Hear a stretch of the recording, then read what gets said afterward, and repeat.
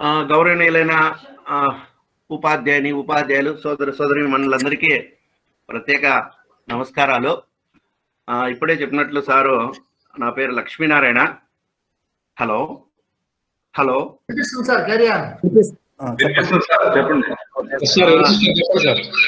Sir, నా పేరు లక్ష్మీనారాయణ. మీ అందరితో పాటుగానే ఒక ఉపాధ్యాయునిగా, ప్రధానోపాధ్యాయునిగా అనేక అనుభవాలతో మీ ముందుకు వస్తున్నాను. ఇక్కడ షేరింగ్ చేసుకుందాము. నా యొక్క అనుభవము, మీ యొక్క అనుభవాలు ఇక్కడ దయచేసి గమనించండి.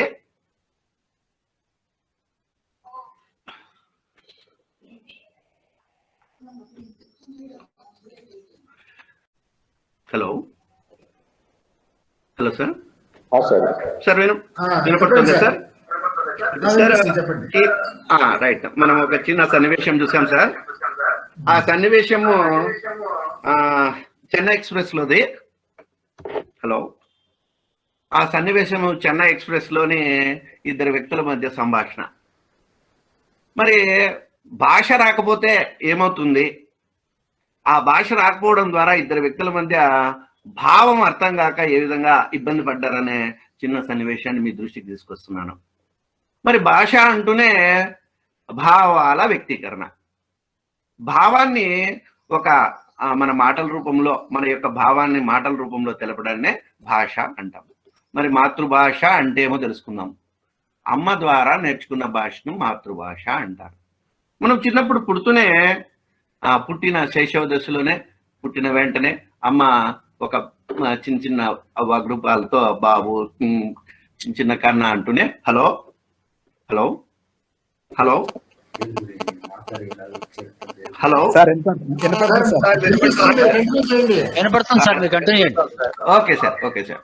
మరి అమ్మ ఏదైతే చిన్నప్పుడు పుడుతూనే ఆ బాబుకి ఆ భాషను నేర్పిస్తుందో దాన్నే మనం అమ్మ భాష అని అంటున్నాం. దాన్నే మాతృభాష అంటాం. మరి చిన్నప్పటి నుంచి ఏ దశ నుంచి, శైశవ దశ నుంచి ఒక వ్యక్తి సంతోష దుఃఖాలను ఏ భాషలో వ్యక్తపరుస్తాడే అతని మాతృభాష. మరి పుట్టినప్పటి నుంచి పెద్దగయ్యేదాకా కొంచెము ఆ భాష అమ్మ మాట్లాడుతూనే ఉంటుంది. చిన్న చిన్న పదాల ద్వారా నేర్పిస్తూనే ఉంటుంది, హావభావాల ద్వారా. ఆ అబ్బాయి ఏ విధంగానూ ఇబ్బంది లేకోకుండా సహజ రీతిలో నేర్చుకునే భాషనే మనం మాతృభాష అంటాం. ఈ మాతృభాష సహజంగా నేర్చుకోవాలి, ఏ విధమైన ఇబ్బందులు లేకుండా నేర్చుకోవాలి. అదే మనం అమ్మ భాష అంటుంటాం. అమ్మ భాషలో చక్కగా చెప్తే ఆ విద్యార్థి చక్కగా నేర్చుకోవడానికి అవకాశం ఏర్పడుతుంది. సహజ రీతిలో నేర్చుకునే భాషనే మనం మాతృభాష అంటాం. ఏ విధమైన అడ్డంకులు కానీ, ఎక్కడ బై ఫోర్స్ అంటే ఒత్తిడి ద్వారా నేర్చుకునే భాష మాతృభాష కాదు అని అంటారు. నెక్స్ట్, మరి దీని యొక్క మాతృభాషకు చిన్న నిర్వచనాలు చెప్పుకుందాం. అప్రయత్నంగా అభ్యసించి జీవితాంతం వెన్నంటి ఉండే భాష మాతృభాష. అప్రయత్నంగా అంటే ఏ విధంగానూ స్పాంటేనియస్గా అదంతకదే వస్తూ ఉంటుంది. అమ్మ నేర్పిస్తుంది, వాతావరణం నేర్పిస్తుంది, సమాజం నేర్పిస్తుంది. అక్కడక్కడే చిన్న చిన్న భాషగా, చిన్న చిన్న పదాల్లోనూ ఏ విధంగానూ ఇబ్బంది లేకుండా అప్రయత్నంగా, ఏ విధంగా ప్రయత్నం చేయకుండానే తను అభ్యసించి నేర్చుకుంటాడు. అందుకే దీన్ని జీవితాంతం విన్నట్టు ఉంటుంది. ఇలాంటి భాషనే మనం మాతృభాష అని అంటాం. మరి ఇంకో స్టేట్మెంట్ చిన్నది. తల్లి పాల వలె సంతోషాన్ని, సరే అక్కడ మిస్టేక్ పడింది, సంతోషాన్ని, పుష్టిని కలిగించేదే మాతృభాష. ఎలా అమ్మ పాలు మనం తాగేటప్పుడు ఆనందాన్ని వ్యక్తం చేస్తామో, సంతోషాన్ని వ్యక్తం చేస్తామో, మన భావాలను ఎంతో ఆహేగా ఫీల్ అవుతామో, అలాగే ఆ తల్లిపాలు ఎలా బలాన్ని ఇస్తాయో ఆ బలాన్ని కలిగించే పుష్టి అంటే బలం కదా. కాబట్టి ఆ బలాన్నే మనం మాతృభాష అని అంటున్నాం. సరే, నెక్స్ట్ ఇంకొక స్టేట్మెంట్. శిశువు ప్రవర్తనను ఏ భాష తీర్చిదిద్దినో అదే అతని మాతృభాష. మనము సైకాలజీలో చెప్పుకుంటున్నాం, మానసిక ప్రవర్తన ఏ విధంగా మార్పు చెందుతుంది అనే విద్యార్థికి. ఒక వాతావరణంలో పెరిగితే ఒక రకంగాను, ఇంకో వాతావరణంలో పెరిగితే ఇంకో రకంగాను ఆ విద్యార్థి మారిపోతాడు. ఆ భాష అర్థం కాకపోతే వేరే సందర్భాల్లో ఏర్పడతాయి. కాబట్టి శిశువు ప్రవర్తనను ఏ భాష తీర్చిదిద్దునో అదే అతని యొక్క మాతృభాష. మరి శ్రీ నార్ల చిరంజీవి గారు చక్కగా చెప్పారు. ఏమంటే, జన్మభూమి కంటే స్వర్గంబు వేరేది, మాతృభాష కంటే మధురమేది, కన్న తల్లి కంటే ఘనదైవం ఇంకేది, తెలుపుమయ్యా నీవు తెలుగు బిడ్డ అని. చక్కటి భాష. అంతకంటే మనం ఇంకా ఎక్కువ చెప్పడానికి అవకాశం లేదు మాతృభాష గురించి. తల్లి తెలుగు బిడ్డ. మనం మాతృభాషను తెలుగు అనుకుంటున్నాం మనము. కాబట్టి ఆ తెలుగు తనాన్ని దాని మాతృత్వాన్ని నార్ల చిరంజీవి గారు చక్కటి 4 వాక్యాల్లో చెప్పగలిగారు. మరి మాతృభాష ప్రయోజనాలు ఏమి అనుకుంటే, భాషను చాలా చక్కగా సులభంగా నేర్చుకోవచ్చు. అంటే మనం నిజంగా చెప్పాలంటే అప్రయత్నంగా నేర్చుకున్నాం. తల్లి ద్వారా నేర్చుకుంటాం, పక్కన చెల్లెలు, పక్కన పిల్లలు, వారి ద్వారా మాతృభాషను నేర్చుకుంటాం. సులభంగా నేర్చుకోవచ్చు మనం. పాఠ్యాంశాలను తృప్తికరంగా నేర్చుకోవడం. మనకు నేను ఇక్కడ మడక్సిర అనే ప్రాంతంలో పనిచేస్తున్నాను హెడ్ మాస్టర్గా. అక్కడే పక్కలో అగలి రోళ్ళ అనే ఇవి ఉన్నాయి, కర్ణాటక రిలేటెడ్. అక్కడ 2 భాషలు కలవడం వల్ల పిల్లలు సరిగా అర్థం చేసుకోలేక తెలుగు ఉపాధ్యాయులు చెప్తారు, కన్నడ భాష అంశాన్ని వాళ్ళు మాట్లాడుతుంటారు అనమాట మాతృభాషలో. మన ఉపాధ్యాయులందరూ తెలుగులో చెప్తుంటారు. అది అడ్డంకిగా ఏర్పడి సరిగా నేర్చుకోలేక భాషాంతరాలు, ఆ పిల్లలు అభివృద్ధి చెందలేక, అంటే మంచి మార్కులు తెచ్చుకోలేక చాలా ఇబ్బందులు పడుతూ ఉంటారు, నేను గమనించాను. మరి భాషేతర అంశాలను సులభంగా అర్థం చేసుకోవడం. భాష ఒకటే కాదు, ఇంకా సైన్స్, సోషల్, ఇలా అనేక అంశాలు ఉన్నాయి మనం నేర్చుకోవాల్సినవి. ఎప్పుడైతే భాష నేర్చుకుంటారో ఆ భాష ద్వారా చక్కటి అర్థం చేసుకోవడం ద్వారా పిల్లలు వాటిని ఇంకా ఇతర అంశాలను కూడా సులభంగా నేర్చుకోవడానికి అవకాశం ఏర్పడుతుంది. మరి మాతృభాష ప్రయోజనాల్లో సంస్కృతి సాంప్రదాయాలను భావితరాలకు అందించడం. మన పుస్తకాల్లో ఉండే భాష అంతా మన సంస్కృతి సంప్రదాయాలను ఏ విధంగా గౌరవించాలి, మన సంస్కృతిని ఏ విధంగా తీసుకుని వెళ్ళాలి అనే తెలుగు సంస్కృతి సంప్రదాయాలు ఏ విధంగా ఉన్నాయి, మనం ఒకటే కాదు ఇతర తరాలకు కూడా ఎలా అందించాలో తెలుసుకుంటుంది మాతృభాష. మరి సృజనాత్మకను పెంపొందిస్తుంది. ఎలా పెంపొందిస్తుందంటే, రకరకాలుగా విద్యార్థులు తమ యొక్క పదాలను అనేక సృజనాత్మక పదాలుగా ఎంచుకుని పదాలు అల్లడము, పద కవితలు అల్లడము, ఇలా అనేక రకాలుగా వారు మార్పు చెందిస్తూ ఉంటారు. సునిశ్చిత విమర్శన శక్తిని పెంపొందిస్తుంది. అంటే మనకి ఎప్పుడైతే భాష అర్థం కాలేదో, అంతకుముందు క్లిప్పింగ్ లో చూసాము వాళ్ళు ఏమి చేశారు అని. ఏమీ అర్థం కాక ఏ విధంగానో ఎక్కడ పోవాలో అర్థం కాని పరిస్థితిలో ఆ హీరో మరియు అతను ఉండిపోయారు. అతను అర్థం కాకుండా ఏదో భాషలో మాట్లాడేసి అక్కడ వెళ్ళిపోయారు. ఆ విధంగా చక్కటి అంశాలను ఆ భాష తెలియజేస్తుంది. ఆ భాష ఇద్దరి మధ్య భావాలను పంచుకోవడానికి అవకాశాన్ని ఏర్పరుస్తుంది. మరి చిన్న కొటేషన్ ఇక్కడ. మాతృభాష అంటేమో, మాతృభాష మన భాష, మాతృభాష అమ్మ భాష, అమ్మ గర్భంలో 3 నెలల వయస్సు నుంచి మాట వచ్చేదాకా విని అనుకరించే భాష మాతృభాష. మన ఆనందాన్ని దుఃఖాన్ని వ్యక్తపరచుటకు అనువైన భాష మాతృభాష. ఇష్టమైన వారి గురించి చెప్పడానికి ఉన్న ఒకే ఒక్క భాష మాతృభాష. సమాజంలో గుర్తింపుకు జీవించుటకు ఎన్ని భాషలను అనుకరించినా మరణించే చివరి క్షణం నీ నోటి మాటల్లో వెలువడే భాష మాతృభాష. మనకు ఆనందం వచ్చినా కష్టం వచ్చినా ఏ భాషలో మాట్లాడతామంటే మనం మాతృభాషలో మాట్లాడతాం. ఎప్పుడైనా ఒక చిన్న గాయం తగిలింది అనుకోకుండా కింద పడితేనే మన మాతృభాష అయితే అమ్మ అంటాడు, ముస్లిం అయితే అల్లా అని అరుస్తాడు. ఇలా మన మాతృభాషను ఉచ్చరించడానికి స్పాంటేనియస్ గా, అంటే అనుకోకుండానే ఉచ్చరిస్తాం. అలా ఉచ్చరించే భాషనే మన మాతృభాష అని చెప్పడం జరిగింది. మరి ఆంగ్లంలో ఒక కొటేషన్ ఇక్కడ మన యొక్క భావాలను ఎలా వ్యక్తం చేస్తుంది తెలుగు అనేది, మాతృభాష అనేది. If you talk to a man in a language he understands, that goes to his head. If you talk to him in his language, that goes to his heart. అనే హార్ట్ టచింగ్ స్టేట్మెంట్ ఉంది ఇక్కడ. అంటే మన భాషలో కాకుండా పరాయ భాషలో చెప్పినప్పుడు లేదా మామూలు భాషలో ఏదైనా ఇతర భాషల్లో చెప్పినప్పుడు మనకు మన తలకు మాత్రమే ఎక్కుతుంది. అయితే మన హార్ట్ను, మన హృదయాన్ని హత్తుకోవడానికి ఉపయోగించే భాష ఏదప్ప అంటే మాతృభాషలో చెప్తేనే మన హృదయాంతరాలకు వెళ్ళడానికి అవకాశం ఏర్పడుతుంది. ఇలా మన మాతృభాష యొక్క గొప్పతనాన్ని వివరించడం జరిగింది. కొత్త జాతీయ విధానం ఏం చెప్తుందంటే కొత్త జాతీయ విద్యా విధానం ప్రకారము భారతదేశంలో పాఠశాలలు మాతృభాష అనే ఒక చిన్న ఇది ఉంది. మరి 2011 జనాభా లెక్కల ప్రకారము 270 మాతృభాషలు మనం జాబితా చేసిందంట మన భారతదేశంలో ఉన్నాయి. వీటిలో 2017 అధ్యయనం ప్రకారము 47 భాషలను భారతీయ తరగతి గదుల్లో బోధనా మాధ్యమంగా ఉపయోగిస్తున్నారు. అంటే మన దేశంలో డైవర్సిటీ ఉంది, అనేక ప్రాంతాల్లో అనేక భాషలను, మాండలికాలు ఉన్నాయి, అలాగే అనేక ప్రాంతాల్లో అనేక భాషలను మనము మాతృభాషలుగా ఉపయోగిస్తున్నాం. మన ఆంధ్రప్రదేశ్లో అయితే ఉర్దూ, హిందీ, తెలుగు, కన్నడ రకరకాలుగా ఒక్కొక్క ప్రాంతంలో ఒక్కో రకంగా మన మాతృభాషను ఉపయోగిస్తున్నాం.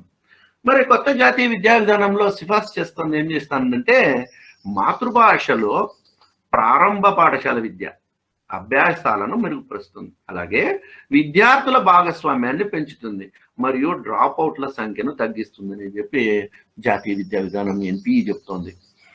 ఎన్పిఈ ఏ విద్యార్థులైతే మనము పాఠ్యాంశాలను ప్రారంభ దశలో బోధిస్తున్నామో అది తప్పనిసరిగా మాతృభాషలోనే ఉండాలి. ఎప్పుడైతే మాతృభాషలో చెప్తామో ఆ విద్యార్థులకు అర్థమయ్యే చక్కటి ప్రాక్టీసెస్ చేయడానికి అవకాశం ఏర్పడుతుంది. అలాగే విద్యార్థులు ఉపాధ్యాయుని మధ్య చక్కటి సంబంధ బాంధవ్యాలు ఏర్పడడం వల్ల చక్కటి అర్థం కావడం ద్వారా పిల్లలు మరింత విద్యను పొందడానికి, అలాగే వారి యొక్క సబ్జెక్ట్ ముందు చక్కగా నేర్చుకోవడానికి అవకాశం ఏర్పడుతుంది. తద్వారా డ్రాప్అవుట్ల సంఖ్యను నిలుపుదల లేదా డ్రాప్అవుట్ కావడానికి విద్యార్థులు ఒక్కొక్క తరగతిలో వాళ్ళ కష్టమైతే పాఠ్యాంశం కష్టమైనప్పుడు సాధారణంగా విద్యార్థులు పాఠశాలను వదిలేస్తుంటారు. అలా కాకుండా మాతృభాషలో బోధించడం ద్వారా పిల్లలకు చక్కటి అంశాలు అలాగే డ్రాప్అవుట్ల సంఖ్యను తగ్గిస్తుందని చెప్పి నూతన జాతీయ విద్యా విధానము తెలుపుతోంది. మరి నేషనల్ ఎడ్యుకేషన్ పాలసీ ఏం చెప్తుందంటే 8వ తరగతి వరకు తప్పనిసరిగా మనకు మాతృభాషలోనే బోధన జరగాలి అని చెప్తుంది. జూలై 29, 2020 కేంద్ర కేబినెట్ నిర్ణయం జరిగింది. ఎక్కడ అంటే విద్యార్థులకు సాధ్యమైనంత వరకు పాఠశాలల్లో బోధనా మాధ్యమంగా ఉండాలి. ఏ మాధ్యమము? ఏదైతే తల్లి మాట్లాడుతుందో అంటే దగ్గరగా మన ఒక ప్రాంతంలో మాట్లాడే భాష, మాతృభాషను లేదా స్థానిక ప్రాంతీయ భాషలు తీసుకుంటే చక్కగా ఉంటుంది అని చెప్పి NEP national policy on education, national education policy చెప్తోంది. ఎన్పిఈ ఎక్కడ చెప్తే ఎన్ఈపి నేషనల్ ఎడ్యుకేషన్ పాలసీ చెప్తోంది ఏమిటంటే పిల్లల మాట్లాడే భాష మరియు బోధనా మాధ్యమం మధ్య ఏవైనా అంతరాలు లేకుండా ఉండేలా అన్ని ప్రయత్నాలు ముందుగానే చేయాలంట.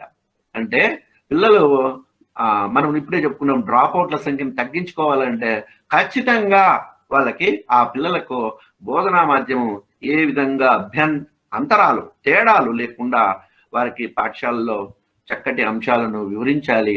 వారికి మాతృభాష బోధన ద్వారా చెప్తే చక్కగా అర్థమయ్యి వారు అభివృద్ధిని సాధిస్తారని చెప్పి ఎన్ఈపి చెప్తుంది. మరి ఎన్బి ప్రకారం ఏం చెప్తున్నామంటే ప్రాంతీయ భాషను ఉపయోగించడం యొక్క లక్ష్యం ఏమంటే పిల్లల అభ్యాస ఫలితాలను మెరుగుపరచడమే కాదు భారతదేశం యొక్క జ్ఞానాన్ని పెంపొందించడం కూడా అంటారు. ఇక్కడ చక్కటి స్టేట్మెంట్ చూడండి. మనం ఎప్పుడైతే పిల్లలను మంచి విద్యను అందిస్తామో భారతదేశం ముందుకు పురోగమిస్తుంది. అలాగే జ్ఞానము పిల్లలు పొందడం ద్వారా భావి భారత పౌరులు మంచి విజ్ఞానవంతులు అవుతారు అని చెప్పడం జరిగింది. మనము వేదకాలంలో కూడా చెప్పుకున్నాం. వేదకాలంలో మన భారతదేశము పుణ్యభూమి, అన్ని భాషలకు మూలం సంస్కృతము అని. అలాగే మన భాషలు ఎక్కడ ఉన్నాయి, అన్ని భాషలు కూడా ఇక్కడే పుట్టాయి అనే ఒక వాదాన్ని కూడా తీసుకొచ్చాం. మరి పిల్లల యొక్క భారతదేశం యొక్క మొత్తం ప్రపంచం అంతా కూడా, ఆ ప్రపంచంలోని జ్ఞానం అంతా ఇక్కడే ఉంది. ఆ జ్ఞానాన్ని మనము పిల్లలకు అందివ్వడం ద్వారా మనం చక్కగా నేర్పించడానికి అవకాశం ఏర్పడుతుంది. ఒక చిన్న ఎగ్జాంపుల్ మనం చెప్పొచ్చు. ఏమంటే సంస్కృతాన్ని ప్రస్తుత పరిస్థితుల్లో మృత భాషగా మనం తీసుకుంటున్నాం. అయితే కొన్ని సంవత్సరాల క్రితం, కొన్ని వేల సంవత్సరాల క్రితము మన భాష ఏదప్ప అంటే సంస్కృత భాషే. అంటే ఎవరైతే పండితులు ఉన్నారో వాళ్ళంతా కూడా సంస్కృత భాషలోనే మాట్లాడేవారు. మరి సాధారణ ప్రజలు ఏమిట్లో మాట్లాడేవారు? దేవనాగరి లిపి, ప్రాకృత లిపిలో మాట్లాడేవారు. మరి తర్వాత కాలంలో మొత్తము సాహిత్యం అంతా, మొత్తం జ్ఞానం అంతా, దాంట్లో ఉన్న సైన్స్ అంతా కూడా సంస్కృతంలో ఉండిపోయింది.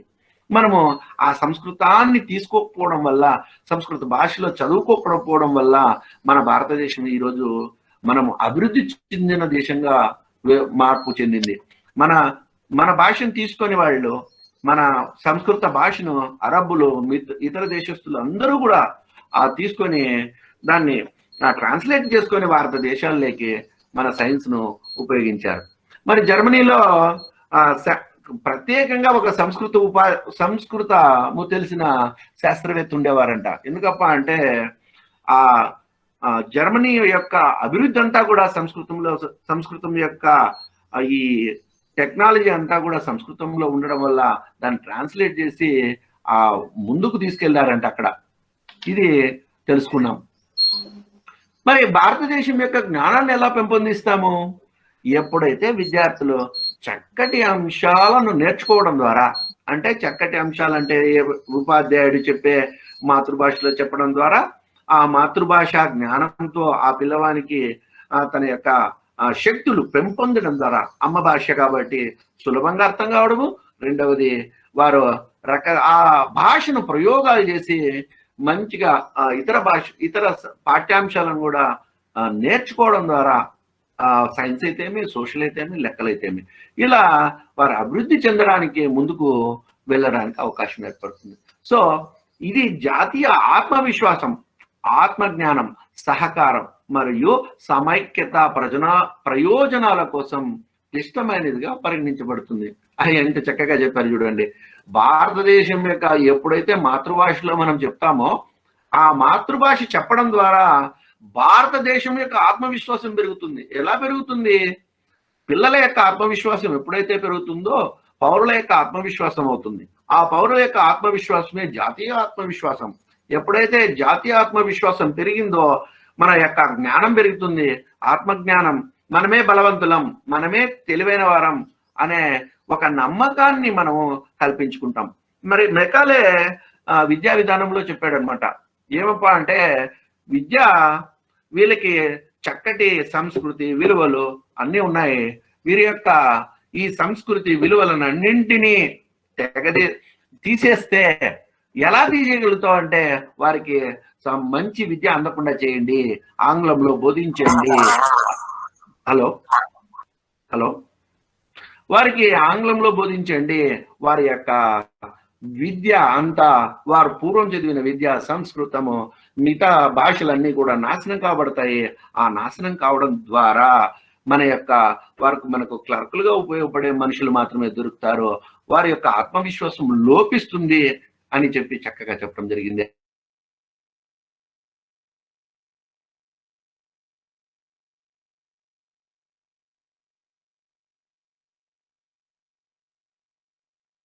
ఎప్పుడైతే పెరుగుతుందో ఆత్మవిశ్వాసం పెరగడం ద్వారా మనమంతా ఒకటే అనే భావన ఏర్పడుతుంది.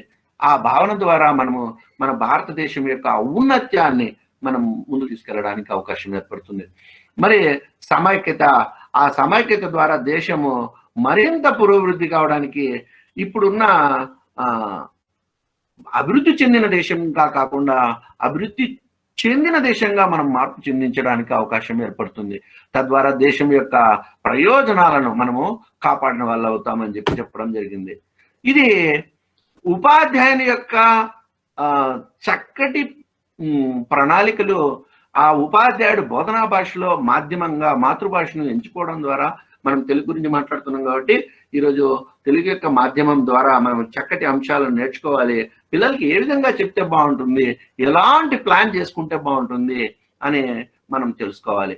ఇది బోధన లక్ష్యాలని మనం ఒక పేరు పెట్టాము. ఒక లక్ష్యము అంటే మనకు తెలుసు, ఆ లక్ష్యం అంటే ముందుకు వెళ్ళడం, ఒక ప్రత్యేకమైన ఒక పద్ధతి ప్రకారం, ఒక ప్రణాళిక ప్రకారం ముందుకు వెళ్ళడాన్నే మనం లక్ష్యము అంటాం.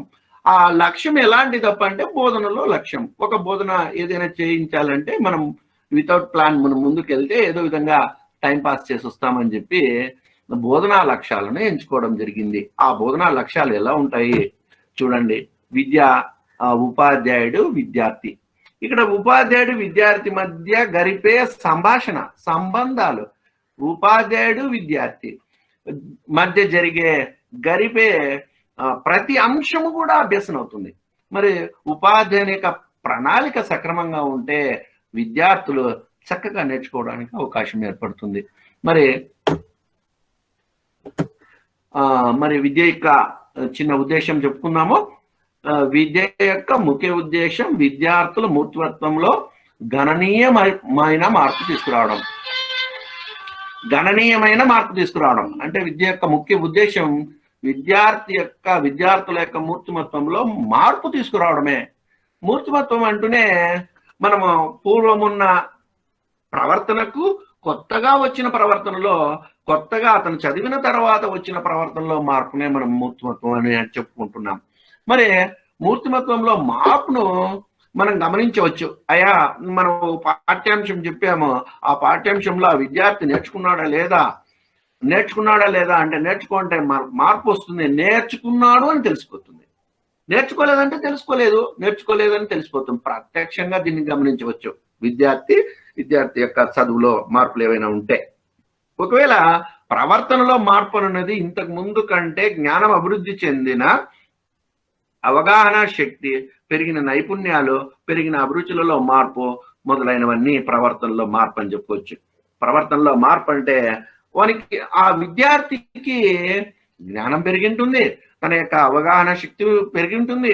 అంటే జ్ఞానం ద్వారా అవగాహన పెరుగుతుంది. అవగాహన ద్వారా కొత్త పరిస్థితుల్లో ఏదైనా కష్టం వచ్చినప్పుడు నైపుణ్యాన్ని తనకు తానే కొత్తగా ఏదైనా చేయడానికి అవకాశం ఏర్పడుతుంది. మరి వైఖరిలో మార్పు వచ్చి ఉంటుంది. పాఠ్యాంశం చెప్పినప్పుడు ఒక చిన్న అంశం తీసుకుందాం. ఒక చిన్న అంశము, దీనికి ఒక ఉపాధ్యాయుడు శివాజీ అనే పాఠ్యాంశం చెప్పినాడు అనుకుందాం. ఆ శివాజీ అనే పాఠ్యాంశం చెప్పినప్పుడు శివాజీ పుట్టుకేమి, శివాజీ ఎలా అభివృద్ధి చెందినాడు, శివాజీ యొక్క ప్రవర్తనలు ఏంటి, శివాజీ యొక్క సంస్కృతి ఏమిటి, వాళ్ళ అమ్మ ఎలా విధంగా మార్పు చేసింది అని చెప్పడం ద్వారా పాఠ్యాంశాన్ని మనం ముగిస్తాం. మరి అలా ముగించడం ద్వారా విద్యార్థి శివాజీ గురించి తెలుసుకోవడంతో పాటు నేను కూడా శివాజీ లాగా క్రమశిక్షణతో ఉండాలి, శివాజీ యొక్క అభిరుచులను, శివాజీ ఏ విధంగా మన దేశానికి స్వాతంత్రాన్ని తెచ్చాడో ముహమ్మదీయుల నుంచి, అలాగే నేను కూడా ఇతరుల నుంచి భారతదేశాన్ని కాపాడాలి అనే గొప్ప నైపుణ్యాన్ని, తన అభిరుచిని పెంపొందించుకుంటాడు. అదే ప్రవర్తనలో మార్పు. తను ఒక్కొక్కసారి మనం అప్పటికప్పుడే చూడొచ్చు అనమాట. ఈ మార్పును, కొన్ని మార్పులను గమనించలేకపోవచ్చు అనమాట. మరి ఎయిమ్స్ అండ్ ఆబ్జెక్టివ్స్ అంటే ఏంటి? ఎయిమ్స్ అండ్ ఆబ్జెక్టివ్స్ అంటే ఏంటి? ఉద్దేశము మరియు లక్ష్యాలు. ఉద్దేశము మరియు లక్ష్యాలను మనము పర్యాయ పదాలుగా వాడుతూ ఉంటాం. అయితే విద్యారంగంలో వారికి గమ్యం, గోల్, ఉద్దేశము, ఎయిమ్ మరియు లక్ష్యము, ఆబ్జెక్టివ్ గురించి స్పష్టమైన అవగాహన ఉండాలి. ఎందుకంటే మనము వీటి గురించి చక్కగా నేర్చుకుంటే, తెలుసుకుంటే వాటి పట్ల ఏ విధంగా ఉండాలి అనేది. మరి యునెస్కో ఏం చెప్తుందంటే, యునెస్కో యొక్క hand book for science teachers, గమ్యం నెంబర్ 1 గోల్, దాని ద్వారా ఉద్దేశం వస్తుంది, తర్వాత లక్ష్యం వస్తుంది. గమ్యం అతిపెద్దది, దీన్ని లక్ష్యం ద్వారా ఉద్దేశాన్ని సాధించవచ్చు, ఉద్దేశం ద్వారా గమ్యాన్ని సాధించవచ్చు అని చెప్పి చక్కగా చెప్పింది యునెస్కో. మరి ఈ ఉద్దేశం, లక్ష్యాల గురించినే జేకే సూద్ చెప్పాడు. గమ్యాలు అనేటివి విశాలమైనవి, మనం చేరుకోలేము, అంత సులభంగా చేరుకోలేము, అవి పెద్దవి.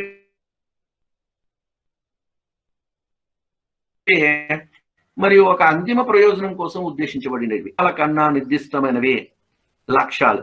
మరి ఉద్దేశాల కన్నా మరింత నిర్దిష్టమైనవి ఈ లక్ష్యాలు అనమాట. అంటే ఒకదానికొకటి మనం ఒక సర్కిల్ వేస్తే పెద్ద సర్కిల్లో గమ్యం ఉంటుంది, దాని తర్వాత చిన్న సర్కిల్ ఉంటుంది, తర్వాత నెక్స్ట్ లక్ష్యము ఉంటుంది. ఈ మూడు ఒకదాని తర్వాత ఒకటి ఉంటాయి అన్నమాట. ఒకటి మార్పు చేసుకుంటే ఇంకోటి మార్పు చేయడానికి అవకాశం ఉంటుంది.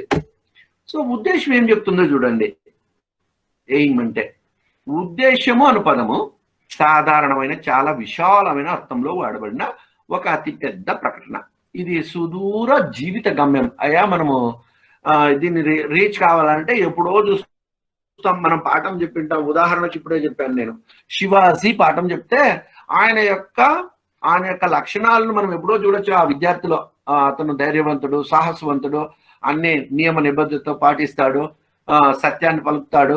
ఇలా అతని యొక్క విద్యార్థి యొక్క అభివృద్ధిని ఎప్పుడు చూస్తామంటే అతను పెద్దగైన తర్వాత. ఇది సుదూరంగా ఉంటుంది. మనము ఒక విద్యార్థిని మనము 7వ తరగతిలోనో 8వ తరగతిలోనో మనము చూసింటాము. అతను ఎప్పుడో పెద్దగైన తర్వాత అతని యొక్క లక్షణాలు మనం చూడాలంటే కొంచెం కష్టంగా ఉంటుంది. అదే చెప్పాడు. ఉదాహరణకు సత్యంను పలకడం, శీల నిర్మాణం, క్యారెక్టర్ బిల్డింగ్, విద్యార్థుల్లో విజ్ఞాన అభిరుచిని పెంపొందించుట, నాయకత్వము, పౌర బాధ్యత, ఇవన్నీ ఉద్దేశానికి సంబంధించిన అంశాలు. మరి లక్ష్యాలు అంటే ఏమిటో చూద్దాం. తక్కువ కాలంలో చేరగల గమ్యాలను మనం లక్ష్యాలు అని అంటాం. తక్కువ కాలంలో, ఎక్కువ అవసరం లేకుండా లిమిటెడ్ పీరియడ్లో మనము చేరే వాటిని ఏమంటామంటే లక్ష్యాలు అని అంటాం. ఒక చిన్న ఎగ్జాంపుల్ ఇది. విద్యార్థి బిఏ, బిఎస్సి, బీకామ్ పాస్ కావడం సులభం. ఒక 3 ఏళ్ళు అయిపోతున్నా అతని యొక్క లక్ష్యం ఏమే, నేను పాస్ కావాలా అనేది. విద్యార్థి గాంధీ గారి సిద్ధాంతాలను వివరించేది ఒక లక్ష్యం. ఇలా ఆ విద్యార్థి యొక్క లక్ష్యాలను మనం గమనించవచ్చు. 1 సంవత్సరమో 2 సంవత్సరాలు 3 సంవత్సరాల తర్వాత వాటిని మనము గమనించడానికి అవకాశం ఉంటుంది. ఉద్దేశాలు ఏం చెప్తాయంటే పూర్తి విద్యా విధానానికి మార్గదర్శకాలు. అవి ఒక దేశంలోని విద్యా విధానాన్ని గురించి తెలుపుతాయి. ఇవి అస్పష్టంగా ఉంటాయి. ఉద్దేశాలను సాధించడానికి ఉపాధ్యాయులు బోధించడానికి, పరీక్షించడానికి అనువైన విద్యార్థం. మరి ఎగ్లెస్టన్ చక్కగా చెప్పాడు. ఏమంటే ఉద్దేశాలు వ్యూహాన్ని తెలియజేస్తే లక్ష్యాలు కార్యసాధన ఉపాయాన్ని సూచించే స్వభావాన్ని కలివంటవి. ఒక లక్ష్యాన్ని మనము ఎంచుకుంటాం, ఒకటి సాధించాలని చిన్న వాటిగా మనము వాటిని చిన్న వాటిగా విభజించుకొని మనము ఆ పనిని సాధించడానికి ప్రయత్నం చేస్తాం. మనం first year, second year, third year అనుకుంటే బిఏ పాస్ అయ్యేది. బిఏ పాస్ కావడం అనేది పెద్ద లక్ష్యం అయితే, చిన్న లక్ష్యాలు ఆ సంవత్సరానికి మనం అన్ని సబ్జెక్టులు పాస్ కావాలనేది దాని యొక్క లక్ష్యాలను తెలియజేస్తాయి. మరి రెండింటికి యొక్క తేడాలు, ఉద్దేశం అంటే ఏమి, లక్ష్యం అంటే ఏమి చూసుకుందాం. ఇవి ఉద్దేశాలు స్థూలంగా ఉంటాయి, చాలా ఎక్కువగా ఎలాబొరేటెడ్ గా ఉంటాయి. మరి లక్ష్యాలు నిర్దిష్టంగా ఉంటాయి, అంటే స్పెసిఫిక్ గా ఉంటాయి. వాటిని మనం సాధించవచ్చు అనమాట. ఈ ఉద్దేశాలు రాజకీయ నాయకులు నిర్ణయిస్తారు. అయ్యా మన భారతదేశంలో అందరికీ ఇవి రావాలి, 10 ఏళ్లలో విద్య అంతా అందరికీ రావాలి అని రాజకీయ నాయకులు నిర్ణయిస్తే వాటికి ఉద్దేశం అంటాం, విద్య అందాలని.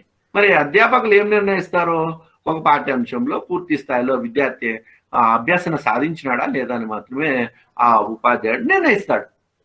ఈ ఉద్దేశానికి ఏమంటే సామాజిక అవసరాలు అనుగుణంగా ఉంటాయి. మనము ఉదాహరణ చెప్పాలంటే ఒక ఎంఎస్సి కోర్సు రెడీ చేయాలంటే ఎంఎస్సి డిమాండ్ని బట్టి మనము కంప్యూటర్ సైన్స్ డిమాండ్ ఉంది.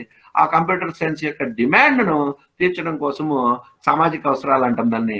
ఆ సామాజిక అవసరాల పరంగా ఆ కంప్యూటర్ సైన్స్ ను డిజైన్ చేయడం జరుగుతుంది. ఇది విద్యార్థి కేంద్రంగా ఉంటాయి. అంటే మనం పాఠ్యాంశంలో పాఠాలకు సంబంధించి విద్యార్థిని దృష్టిలో పెట్టుకొని మనం చేయడానికి అవకాశం ఉంటుంది. మరి ఈ ఉద్దేశాలు దీర్ఘకాలంలో సాధించడానికి అవకాశం ఉంటుంది. దీర్ఘకాలంలోనే ఎక్కువ సంవత్సరం కావచ్చు, 2 ఏళ్ళు కావచ్చు, 3 ఏళ్ళు కావచ్చు, అలా దీర్ఘకాలానికి సంబంధించిన ఉద్దేశాలే ఉంటాయి. స్వల్ప కాలంలో వీటిని సాధించవచ్చు లక్ష్యాలను. ఏంటివి? క్లాస్ రూమ్ లోనే 1 అవర్ లోనే పిల్లవాడు చదివినాడా లేదా, నేర్చుకున్నాడా లేదా, ఒక అంశానికి సంబంధించిన అంశాలన్నీ నేర్చేసుకున్నాడా లేదా అని మనము ఆ లక్ష్యాలు సాధించడానికి లేదా సాధించడానికి ఆ విద్యార్థి ఎంత సమయం పట్టిందని తెలుసుకోవడానికి అవకాశం ఏర్పడుతుంది. మరి ఇవన్నీ బోధన లక్ష్యాలు, వాటికి సంబంధించిన అంశాలు, ఉద్దేశాలు, లక్ష్యాలు, వాటికి సంబంధించిన లక్ష్యాలు. మరి బోధన లక్ష్యాలు అంటే ఏంటి? బోధన లక్ష్యాలు అంటే ఏంటి? Instructional objectives. ప్రతి ఉపాధ్యాయుడు తన విషయాన్ని తరగతి గదిలో బోధించడం ద్వారా సాధించాల్సిన లక్ష్యాలనే మనం బోధనా లక్ష్యాలు అంటాం. అంటే విద్యార్థి ఒక పాఠం చెప్తే ఆ పాఠానికి సంబంధించిన తాను ముందుగానే తయారు చేసుకుంటాడు. ఈ అంశాలను మనం నేర్పించాలి పిల్లలకు అనే ఒక తెలుగు ఉపాధ్యాయుడిగా మనం ఒక పాఠ్యాంశాన్ని చెప్తే ఈ చిన్న ఒక పేరా తీసుకొని ఆ పేరాలో అంశాలన్నింటినీ మనము బోధించడానికి అవకాశం ఉంటుంది. ఫర్ ఎగ్జాంపుల్ ఒక పద్యం తీసుకోండి, ఆ పద్యానికి సంబంధించిన ఆ అంశాలన్నింటినీ మనము ఈ పీరియడ్ లో బోధించాలి మరి అని చెప్పుకుంటాం. వాటినే లక్ష్యాలు అని అంటాం. ఆ విద్యార్థి సాధించినాడా లేదా అని మనం ఖచ్చితంగా తెలుసుకోవచ్చు.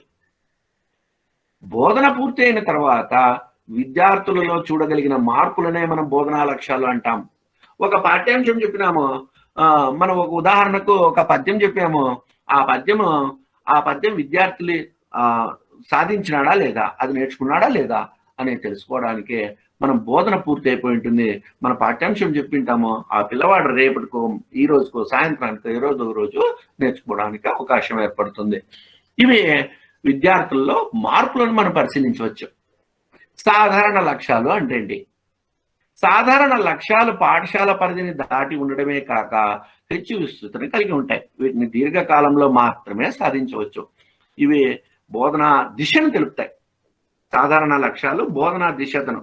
ఈ సంవత్సరంలో విద్యార్థులంతా 10th క్లాస్ పాస్ కావాలా, ఈ పాఠ్యాంశం అంతా నేర్చుకోవాలా, ఈ బుక్ లోదంతా అని చెప్పి మనము ఒక లక్ష్యాలు నిర్దేశించింటారు గవర్నమెంట్ వారు.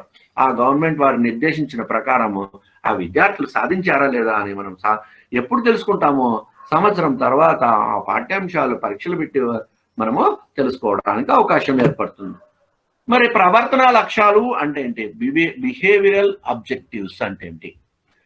బోధనానంతరం ఒక విద్యార్థి చేయగలడని లేక చేస్తాడని ఆశించగలిగే వర్ణనాత్మకమైన ప్రవచనంను ప్రవర్తన లక్ష్యం అని అంటాం.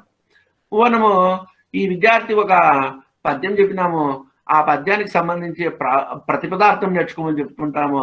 ఆ ప్రతిపదార్థము నేర్చుకున్నాడా లేదా అని మనం ఎప్పుడు టెస్ట్ చేస్తామంటే నేర్పించిన తర్వాత నేర్చుకుంటాం, చెప్పిస్తాం అన్నమాట ఆ పిల్లవాళ్ళ ద్వారా. ఆ పిల్లవాడు మళ్ళీ రిపీట్ చేయగలిగితే ఆ ప్రతిపదార్థాన్ని కానీ, ఆ పద్యాన్ని కానీ, లేదా దాంట్లో అర్థాన్ని కానీ వివరించగలిగితే ఆ విద్యార్థి నేర్చుకున్నట్టు, లేకపోతే నేర్చుకోలేదు అని. బోధనానంతరం లభించేటటువంటి అభ్యసన ఫలితంగా ఉపాధ్యాయుడు బోధించవచ్చు. బోధనానంతరం లభించేటటువంటి అభ్యసన ఫలితంగా ఉపాధ్యాయుడు భావించవచ్చు అనమాట. అంటే ఉపాధ్యాయుడు ఒక అంశాన్ని బోధించినాడు, ఆ అంశాన్ని బోధించిన తర్వాత ప్రశ్నలు అడుగుతాడు. మరి ఆ ప్రశ్నలు అడిగిన తర్వాత కరెక్ట్ గా వచ్చిందా లేదా, దానికి సమాధానం విద్యార్థి నుంచి వస్తే ఉపాధ్యాయుడు చక్కగా నేర్పించినట్లు, రాకపోతే ఉపాధ్యాయుడు సరిగా చెప్పలేదు, లేదా పిల్లవాడి యొక్క అభ్యసన సరిగా లేదు, ఆ విద్యార్థుల యొక్క లోపాలను మనం తెలుసుకోవచ్చు. మన యొక్క అభ్యసన బోధన లోపాలను కూడా మనం తెలుసుకోవడానికి అవకాశం ఏర్పడుతుంది. మరి విలియం డి రోమే బోధనా లక్ష్యాలు కూడా ప్రవర్తన లక్ష్యాలే అంటాడు ఆయన. ఈ రెండు ఏం తేడా లేదయా, బోధనా లక్ష్యాలు ప్రవర్తన లక్ష్యాలే అని అంటారు. ఆయన ప్రకారం ఏమంటే, ఒక యూనిట్ పఠించిన తర్వాత ఒక విద్యార్థి నుండి ఏ నిర్దిష్టమైన ప్రవర్తన ప్రదర్శన ఆశించబడుతుందో ఆ నిర్దిష్టమైన ప్రవర్తన రూపంలో వ్యక్తం చేయబడినవే ప్రవర్తన లక్ష్యాలు. అంటే ఒక యూనిట్ చెప్తున్నాం మనము, ఆ పాఠ్యాంశాలకు సంబంధించిన తర్వాత ఆ విద్యార్థి అన్ని అంశాలను చక్కగా నేర్చుకున్నాడా లేదా మనం ఒక చిన్న టెస్ట్ చేయడం ద్వారా, లేదా అప్పటికప్పుడు ఓరల్ గా అంటే మౌఖికంగా మనం అందించడం ద్వారా ఆ విద్యార్థి నేర్చుకుని చెప్పగలిగితే మనం సూచించవచ్చు ఆ విద్యార్థి నేర్చుకున్నాడని. వాటిని ప్రవర్తన లక్ష్యాలు అని అంటాం. మరి రాబర్ట్ గ్లేసర్ విద్యావేత్త సూచించిన బోధనా లక్ష్యాలు ఏంటో చూడండి ఎంత బాగా ఉందో. ఫస్ట్ ఒక ఒక ఇది ఇచ్చినాడు, ఫ్రేమ్ ఇచ్చినాడు ఆయన. మొట్టమొదటి లక్ష్యాలను నిర్వహించాలి, తర్వాత విద్యార్థుల ప్రవేశ ప్రవర్తనను మదింపు చేయాలి, తర్వాత బోధనాభ్యసన ప్రక్రియలో భాగంగా మార్పులను సాధించినాడా లేదా చూడాలి, తర్వాత మూల్యాంకనం చేయాలి అనేది. ఇదంతా ఇంటర్లింక్డ్ గా ఉంటుంది, సైకిల్ గా ఉంటుంది. విద్యార్థి మనము ఉపాధ్యాయునిగా చక్కగా విద్యార్థులకు పాఠం చెప్పగలిగితే మూల్యాంకనం చక్కగా చేయవచ్చు. ఒకవేళ లేకపోతే మళ్ళా వేరే లక్ష్యాలను నిర్దేశించుకొని మనం ఆ విద్యార్థులకు మనం చెప్పాల్సిన అవసరం ఏర్పడుతుంది. అలా ఒక ఇంటెలిజెంట్ విద్యార్థికి ఒక రకంగాను, మధ్యస్థంగా ఉండే విద్యార్థిగాను, డల్ గా ఉండే విద్యార్థి ఇంకో రకంగాను మనము లక్ష్యాలను మార్చుకొని చిన్న చిన్న లక్ష్యాలుగా చేసి వారికి మనము బోధన చేస్తూ ఉంటాం. ఇలా బోధనలో మనం మార్పును చేయడమే మూల్యాంకనం. మరి లక్ష్యాలను ఎంచుకోవడంలో గమనించిన అంశాలు ఏమేమి చేయాలి, ఎలా మనము లక్ష్యాలను ఎంచుకోవాలి? National society for the study of education వారి ప్రకారము వారు చెప్పారనమాట. ఇది తరగతి గదిలో ఉపాధ్యాయుడు అమలు పరచడానికి వీలుగా ఉండాలి. Very simple. తరగతి గది దాటిపోతే మన వల్ల ఏమీ కాదు, అది ఉపయోగం లేనిది అయ్యే లక్ష్యమైనా కానీ. తార్కికంగా ఒక దశ నుండి మరొక దశకు అభివృద్ధి చెందాలి. అంటే పిల్లవాని యొక్క స్థాయి ఏమి, సులభం నుంచి కష్టానికి మధ్యస్థం, అలా అభివృద్ధి చెందుతూ ముందుకు వెళ్ళిపోవాలి. కాబట్టి ఒక దశ నుండి మరొక దశకు వెళ్ళాలి అని చెప్పడం జరిగింది. అంతిమ లక్ష్య సాధనకు తోడ్పడేటట్లు ఉండాలంట. మనం ఏదైతే లక్ష్యం అనుకున్నామో, ఈరోజు పాఠ్యాంశం కంప్లీట్ చేయాలనుకున్నామో, ప్రతి చిన్న లక్ష్యం కూడా అతిపెద్ద లక్ష్యానికి, విద్యా లక్ష్యానికి పూర్తిగా దాన్ని మనము సాధించినామా లేదా, సాధించడానికి అవకాశం ఏర్పడాలి అంతిమ లక్ష్యం. మరి విద్యార్థుల ప్రవర్తన రూపంలో చెప్పాలంట.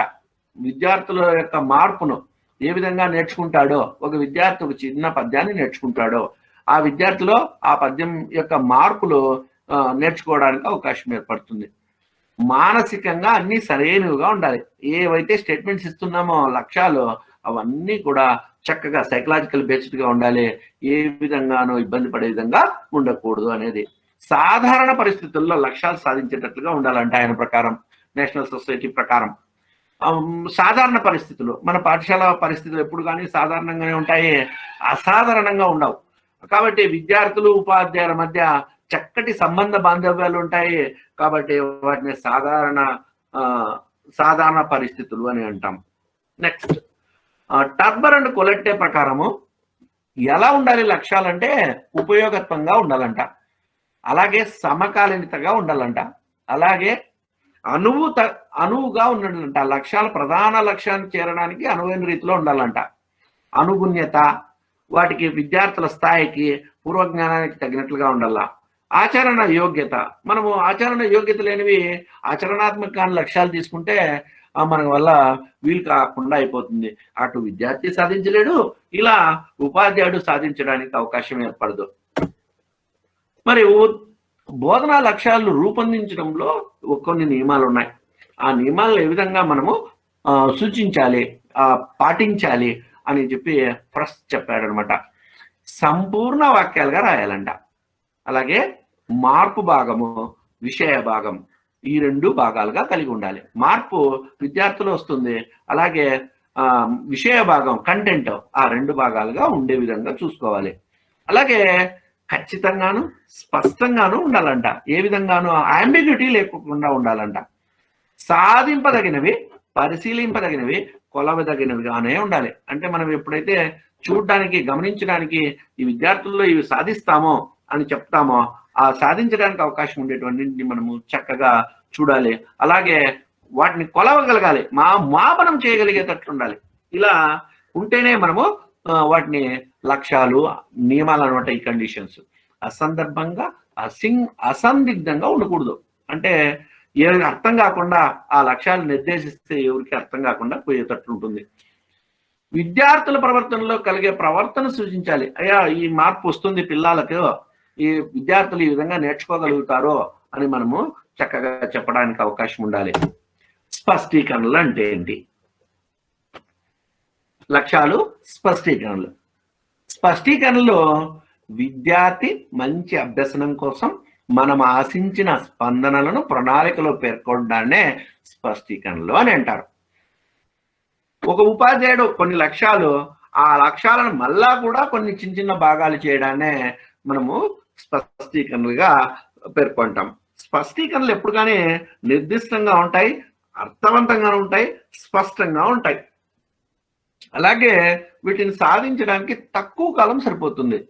అలాగే వీటిని మూల్యాంకనం చేయొచ్చు స్పష్టీకరణలు, ఎందుకంటే తరగతి గదిలోనే ఉపాధ్యాయుడు తయారు చేస్తాడు కాబట్టి ఆ స్పష్టీకరణలో ఆ పాఠ్యాంశానికి తగ్గట్టుగా లెసన్ ప్లాన్లో తయారు చేసుకుంటాడు కాబట్టి వాటిని మళ్ళా ఆ క్లాస్ రూమ్లోనే టెస్ట్ చేయడానికి అవకాశం ఉంటుంది. పరీక్ష కాకుండా డైరెక్ట్గా ఉపాధ్యాయుడే విద్యార్థి ఉపాధ్యాయుని మధ్య ప్రశ్నలు సమాధానాలుగా వాటిని సాధించడానికి, అలాగే ప్రశ్నాపత్రం ఇచ్చి కూడా సాధించడానికి కూడా అవకాశం ఏర్పడుతుంది ఈ స్పష్టీకరణలో. స్పష్టీకరణ లక్షణాలు ఎట్లా ఉండాలప్ప అంటే లక్ష్యాల పరిధిని ప్రకటితం చేస్తాయంట అవి. అలాగే ఒక లక్ష్యానికి మరొక లక్ష్యానికి తేడా ఉండాలి ఖచ్చితంగా. ఈ రెండు ఒక లక్ష్యం ఒకటే రకంగా ఉండకూడదు రెండు స్పష్టీకరణలు. అలాగే విద్యార్థి ప్రవర్తన మార్పుకు దోహదపడాలి, విద్యాభ్యాసానికి సాక్ష్యాధారాలుగా ఉండాలి. అలాగే విద్యార్థి వికాసానికి అవి ప్రతీకగా ఉండాలి. అంటే మనం ఎప్పుడైతే పాఠం చెప్తామో ఆ పాఠంలో మార్పులు విద్యార్థులు ఏ విధంగా సాధించినారో సాధించడానికి మనం ఏదైతే లక్ష్యాలు సూచించామో వాటి స్పష్టీకరణ సూచించామో ఆ విద్యార్థులు అన్ని సాధించారా లేదా, ఆ విద్యార్థి అభివృద్ధి చెందాడా లేదా ఆ పాఠ్యాంశం పట్ల అనేది మనం తెలుసుకోవడానికి అవకాశం ఉంటుంది. మరి రాష్ట్ర విద్యా పరిశోధనా మండలి సూచించిన ప్రకారము బోధనా లక్ష్యాలు స్పష్టీకరణలు అంటే ఏంటి, వీటిని కొంచెం ముందుకు పోదాము. తర్వాత నెక్స్ట్ ఒక్క నిమిషం. మరి బోధనా లక్ష్యాల వర్గీకరణను బ్లూమ్స్ చాలా ప్రభావితం చేసినాడు మన బోధనా లక్ష్యాల వర్గీకరణ. ఇందులో Bloom's taxonomy of educational objectives అని చెప్పి ఒక పుస్తకం వచ్చింది. వాటిలో విద్య యొక్క ఉద్దేశం విద్యార్థుల మూర్తిమత్వంలో ప్రయోజనకరమైన మార్పును తీసుకురావడం, అలాగే మూర్తిమత్వంలో మార్పు వచ్చిందో లేదో తెలుసుకోవాలంటే దాన్ని మూల్యాంకనానికి వీలైనదిగా మార్చాల్సి ఉంటుంది. దాని లక్ష్యాలు ఈ విధంగా తోడ్పడతాయి. అలాగే అమెరికన్ సైకలాజికల్ అసోసియేషన్ సభలో ఈ విధంగా ఈ మూడింటి అంశాలను మనము వర్గీకరించడం జరిగింది. ఒకటి సంజ్ఞానాత్మక క్షేత్రం, కాగ్నిటివ్ డొమైన్ లేదా జ్ఞాన రంగం అని చెప్పారు. అలాగే అఫెక్టివ్ డొమైన్, భావావేశ రంగం అన్నారు. అలాగే సైకోమోటార్ డొమైన్ అన్నారు. అలాగే ఈ మూడింటివి సింపుల్ గా చెప్పాలంటే మెదడుతో తన యొక్క హావభావాలను ఉపయోగించి చేసేదాన్నే మనము కాగ్నిటివ్ డొమైన్ అని, అంటే మెదడులో ఆలోచించేది, ఒక లోపల ఫీలింగ్స్ ను తెలిపేదాన్ని అఫెక్టివ్ డొమైన్ అని, అలాగే చేతులు కాళ్ళతో ఉపయోగించి చెప్పేదాన్ని మనము సైకోమోటార్ డొమైన్ అని అంటాం. ఇందులో జ్ఞానాత్మక రంగాన్ని బెంజమిన్ బ్లూమ్ చెప్తే భావావేశ రంగాన్ని డేవిడ్ ఆర్ క్రాత్వాల్ అని ఆయన చెప్పాడు. అలాగే ఎలిజబెత్ సింప్సన్ అండ్ మరి హారెచ్ దవే మానసిక చలనాత్మక రంగంలో ఎక్కువగా కృషి చేయడం జరిగింది. దాంతో పాటుగా మనకు తెలుగులోకి సంబంధించిన అంశాలను రాష్ట్ర విద్యా పరిశోధనా మండలి సూచించింది. ఈ విధంగా బోధనా లక్ష్యాలు స్పష్టీకరణలు ఉండాలి అని. ఒకటి జ్ఞానం, రసానుభూతి అనేది తెలుపుతుంది. అలాగే అవగాహన, సంస్కృతి సాంప్రదాయాల అభివృద్ధిని తెలుపుతుంది. అలాగే వాగ్రూప నైపుణ్యం, మాట్లాడేది, సృజనాత్మక శక్తిని తెలుపుతుంది. లిఖిత రూప నైపుణ్యం సముచిత వైఖరులను తెలుపుతుంది. అలాగే పఠన నైపుణ్యం భాషాంతరీకరణ సామర్థ్యం, భాషాభిరుచి. ఇవన్నీ మన యొక్క రాష్ట్ర విద్యా పరిశోధన మండలి సూచించింది. వాటి ప్రకారం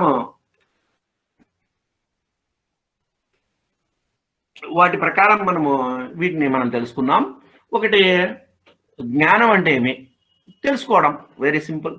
తెలుసుకోవడం జ్ఞానం అంటాం. ఆ జ్ఞానం ఇతరుల ద్వారా, ఉపాధ్యాయుల ద్వారా, తల్లిదండ్రుల ద్వారా, అనేక మంది వ్యక్తుల ద్వారా విద్యార్థి తెలుసుకోవడాన్నే జ్ఞానం అని అంటాం. ఒక అంశం గురించి పూర్తిగా పూర్వ జ్ఞానాన్ని, పూర్తిగా తెలియని అంశాన్ని తెలుసుకోవడాన్నే మనము జ్ఞానంగా మనం చెప్పుకుంటున్నాం. మరి జ్ఞానం ఏ విధంగా ఉంటుంది తెలుగులో? విద్యార్థుల అవసరం వచ్చినప్పుడు విషయ భాష సాహిత్యాలను అంశాలను జ్ఞప్తికి తెచ్చుకుంటారు. అంటే తెలిసిన ఉపాధ్యాయుడు చెప్పినప్పుడు ఉపాధ్యాయుడు చెప్పిన అంశాలను నిన్న జరిగింటే పాఠ్యాంశాలను ఈరోజు గుర్తుకు తెచ్చుకోవడానికి జ్ఞప్తికి తెచ్చుకోవడానికి అవకాశం ఏర్పడుతుంది. మరి విద్యార్థుల అవసరం వచ్చినప్పుడు విషయ భాష సాహిత్య అంశాలను గుర్తిస్తారు. ఫర్ ఎగ్జాంపుల్ ఏదైనా ఒక కవి గురించి ఒక ఫోటో ఒక చిన్న చిత్రం ఇచ్చి ఆ చిత్రాన్ని చూపించినప్పుడు పలానా కవి అని చెప్పి చెప్పగలిగితే దాన్ని గుర్తించడం అని అంటాం. మరి విషయ జ్ఞానం తాత్కాలికమైనది. విషయ జ్ఞానం అనేది తాత్కాలికమైనది. భాషా జ్ఞానం దినదినాభివృద్ధి చెంది భాష అధికార సంపాదనకు వీలు కల్పిస్తుంది. అలాగే సాహిత్య జ్ఞానం శాశ్వతమని విద్యావేత్తలు భావిస్తున్నారు. అంటే ఈ మూడు గురించి చెప్పాలన్నప్పుడు భాషా జ్ఞానం బాగా అభివృద్ధి చెందితే విషయ జ్ఞానం మనం దానికి యాడ్ ఆన్ అవుతూ ఉంటుంది. సాహిత్యము సృజనాత్మకతకు దారి తీస్తుంది అని చెప్పడం జరుగుతుంది. మరి ఈ జ్ఞానంలో 3 అంశాలు ఉన్నాయి. 1 భాషా జ్ఞానం, 2 విషయ జ్ఞానం, 3 సాహిత్య జ్ఞానం. ఈ మూడింటి పైన విద్యార్థి పట్టు సాధించాలి. ఆ విద్యార్థి పట్టు సాధించినప్పుడు చక్కటి అంశాలను నేర్చుకోవడానికి అవకాశం ఉంటుంది అని చెప్పి మనకు తెలియజేస్తున్నాం. మరి భాషా జ్ఞానం అంటే ఏమో తెలుసు. అంటే భాషలో ఏవైతే పర్యాయ పదాలు అనే భాష, వర్ణక్రమం, అంశం, పదభేదాలు, పద నిర్మాణం, అలాగే వాక్యం, వాక్య భేదాలు, వాక్య నిర్మాణాల గురించి విద్యార్థి తెలుసుకోవాలి. సామాన్య వ్యాకరణ అంశాలు, సమాసాలు, నానార్థాలు, పర్యాయ పదాలు, ఇలా అనేకమైన భాషా జ్ఞానాన్ని సాధించడం ద్వారా ఆ విద్యార్థి భాషా జ్ఞానాన్ని చక్కగా నేర్చుకుంటాడు. మరి విషయ జ్ఞానం అంటే ఏంటి? పాఠ్యాంశంలోని విషయానికి సంబంధించిన జ్ఞానాన్నే విషయ జ్ఞానం అని అంటారు. Very simple. మనం ఏవైతే పాఠ్యాంశాలు చెప్పాలనుకుంటున్నామో, for example 8th, 9th, 10th ఏదైనా సబ్జెక్ట్ తీసుకుంటే ఆ సబ్జెక్ట్ లోని అంశాలన్నింటినీ విద్యార్థి తెలుసుకోవడాన్నే మనము విషయ జ్ఞానం అని అంటాం. ఏ స్థాయికి ఆ స్థాయిలో మార్పు చెందుతూ ఉంటుంది. మరి ఈ పాఠ్య బోధనలో పాఠ్యాంశాల రచయిత, కవి పరిచయము, పూర్వకథా పరిచయము, విశేషాంశాలు, అదనపు సమాచారం, ఇలా విద్యార్థి ఈ అంశాలన్నింటిపైన అవగాహన పొందడానికి అవకాశం ఏర్పడుతుంది. విషయ జ్ఞానంలో పాఠంలోని ముఖ్య భావనలు, పాఠం రాసిన కవి రచయిత వివరాలు, పాఠం నేపథ్యం, అలాగే పాఠపూర్వక భాగము, పాఠం పరభాగము మొదలైనవన్నీ విశేషాంశాలు నేర్చుకోవడానికి అవకాశం ఏర్పడుతుంది విషయ జ్ఞానంలో. సాహిత్య జ్ఞానం అంటే ఏంటి? సాహిత్యానికి సంబంధించిన జ్ఞానాన్నే సాహిత్య జ్ఞానం అంటాం. Very simple. దీనిలో కవుల శైలి, విన్యాసాలు, రీతులు, రసం, ఛందస్సు, అలంకారాలు, గద్య పద్య నాటకాలు మొదలైనవన్నీ తెలుసుకోవడానికి అవకాశం ఏర్పడుతుంది. దీని ద్వారా విద్యార్థులు రసానందం పొందగలుగుతారు. తన యొక్క భావాలను వ్యక్తం చేసే అవకాశాన్ని పొందగలుగుతారు. వాటిలో ఏంటి అంటే రచనా శైలి, రచనా రీతి, అలాగే అలంకారాలు, అలాగే పాకం, ద్రాక్ష, నారికేళం, కదలి. ఈ ద్రాక్ష నారికేళంలో ఈ పద్యాల గురించి చెప్పినప్పుడు కొన్ని సులభంగాను ద్రాక్ష అంటాం, అలాగే నారికేళం అంటే కొంచెం కష్టంగా ఉండేదంటాం, కదలి అంటే చాలా కష్టంగా ఉండే పద్యాలను మనము ఆ పద్య రీతుల్లో రకరకాలుగా రాస్తూ ఉంటారు. ఛందస్సు, అలాగే ప్రక్రియ, స్వరూపం, ఇలా వేరు సాహిత్య జ్ఞానాలని విద్యార్థి సంపాదించడానికి అవకాశం ఏర్పడుతుంది. అలాగే అవగాహన అంటే ఏంటి? అవగాహన అన్నా కూడా ఈ భాషా జ్ఞానాన్ని, ఈ జ్ఞానం సంపాదించడం ద్వారా ఆ విద్యార్థి ఇతర పరిస్థితుల్లో చక్కగా మాట్లాడడానికి లేదా వాటిని ఉపయోగించుకోవడానికి చేసే ప్రయత్నమే మరి అవగాహన.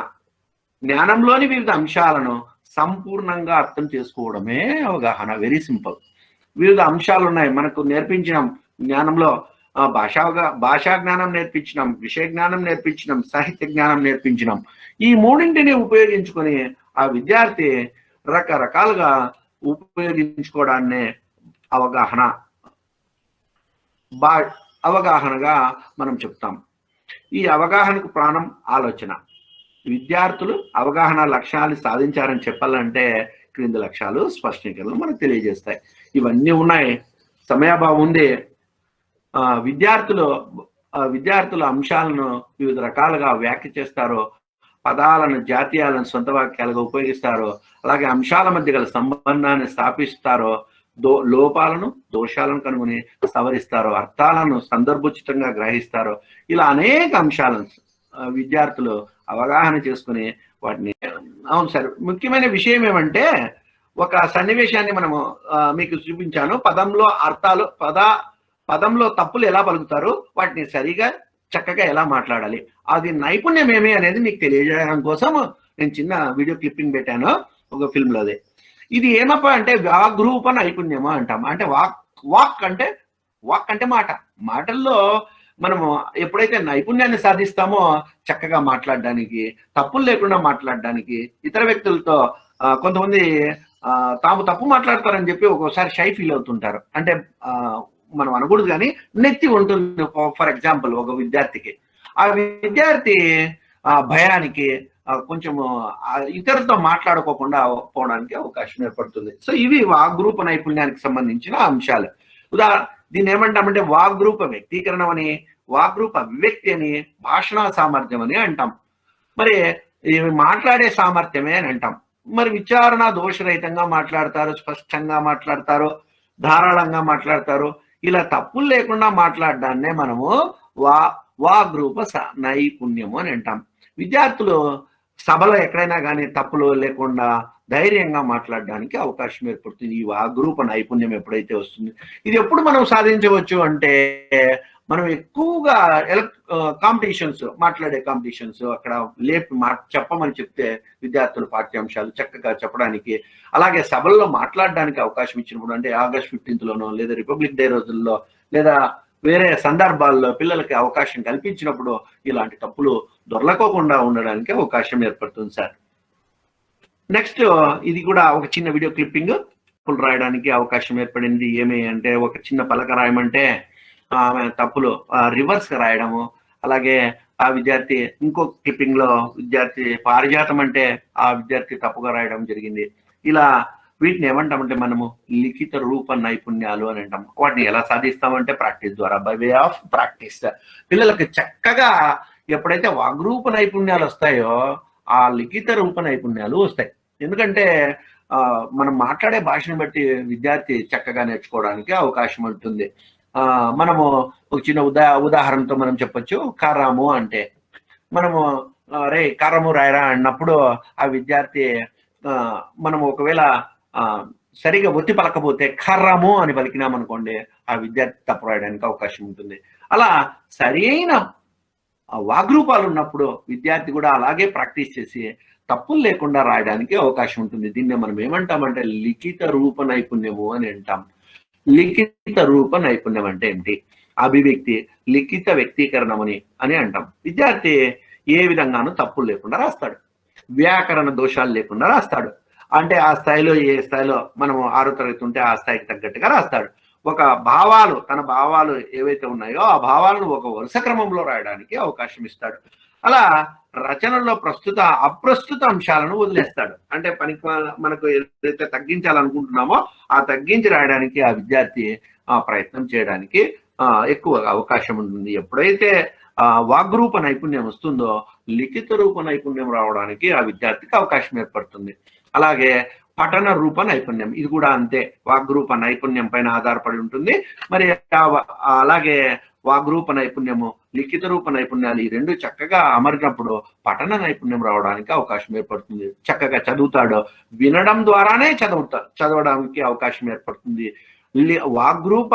వాగ్రూప ప్లస్ లిఖిత రూప నైపుణ్యాలు ఎప్పుడైతే వస్తాయో పఠన రూప నైపుణ్యాలు, పఠన సామర్థ్యాలు ఈ రెండు కూడా రావడానికి అవకాశం ఉంటుంది. పఠన సామర్థ్యం అంటే ఏమిటి? విశేషమైన పఠన ద్వారా ముందే సంపాదించిన జ్ఞానాన్ని విస్తరించుకునే అవకాశాన్నే పఠన నైపుణ్యము అని అంటాం. మరి ఈ రెండు జ్ఞానాల ద్వారా విద్యార్థి ఉచ్చారణ దోషంగా చదువుతాడు, రాస్తాడు, అలాగే స్పష్టంగా చదువుతారు, భావానుక్రమంతో చదువుతారు, అన్వయ క్రమంతో చదువుతారు. ఇలా భావాలను కూడా చక్కగా ఏ తప్పులు లేకుండా చదివినప్పుడే ఆ విద్యార్థికి వాగ్రూప మరియు లిఖిత రూప నైపుణ్యాలు అబ్బినట్లు లెక్క. నెక్స్ట్ భాషాభిరుచి కూడా. ఇది ఈ మూడింటి ద్వారా ఎప్పుడైతే వాగ్రూప లిఖిత పఠన సార్ స్క్రీన్ షేరింగ్ చేయండి సార్ ప్లీజ్. ఎక్కడ? హలో, స్క్రీన్ షేరింగ్ చేయండి సార్. రాలేదా? రాలేదు. హలో, వచ్చింది సార్, కొంతమందికి, మాకైతే వస్తుంది సార్, స్పష్టంగా కనిపిస్తుంది. మాకు రాలేదు, అందుకోసమే. సార్ వస్తాను సార్. ఇక్కడ వచ్చింది సార్, చూడండి సార్, అక్కడ ఏమైనా నెట్వర్క్ ప్రాబ్లం ఉంటే సారీ. నెట్వర్క్ బాగానే ఉంది కానీ కనిపిస్తుంది.